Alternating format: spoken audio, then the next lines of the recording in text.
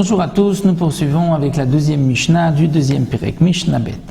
La Mishnah nous enseigne Kira Serugim, si quelqu'un a lu la Mishnah Serugim, c'est-à-dire avec des interruptions. Même s'il s'est arrêté au milieu de quoi terminer toute la Megillah, et ensuite il a repris la lecture de la Megillah, il est yotze, il est acquitté de son obligation. Donc même si on s'est arrêté au milieu, ce n'est pas grave, on est yotze, mitnamnem, de même celui qui s'est endormi, qui a somnolé pendant la Megillah. Donc il a lu la Megillah alors qu'il était à moitié endormi, il somnolait. Dans ce cas-là, il est yotze, il s'est acquitté de son obligation. Les Mefarshim me rapportent que même celui qui a parlé au milieu de la lecture, même si on doit lui dire que c'est interdit, on doit lui faire un signe qu'il ne doit pas parler, malgré tout, il est yotze de la lecture.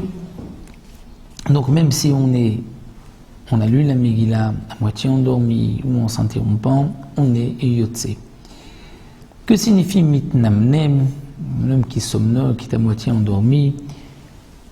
Les Mefarshim nous rapportent une Mishnah dans Masechet Psachim. Dans la Mishnah de Masechet Psachim, il est marqué que mitnamnem, c'est celui qui somnole. Si on lui pose une question, on lui pose la question suivante, on lui dit où est-ce que tu as posé cet objet, il ne pourra pas nous répondre. Si on lui dit tu l'as mis dans cette armoire, là il pourra nous dire oui, c'est là-bas que je l'ai mis. Ça c'est le mitnamnem.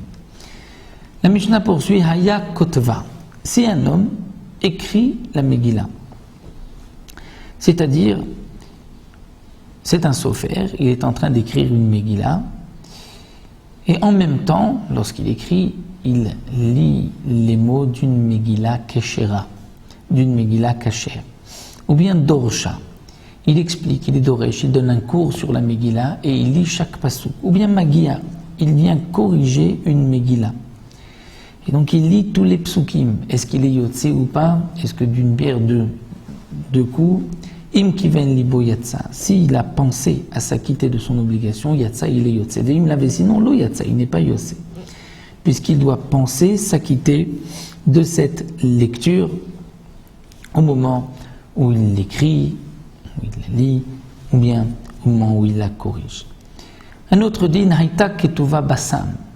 Si la Megillah est écrite basam, avec sam, c'est une encre qui provient d'une herbe appelée samma, ou bien besikra.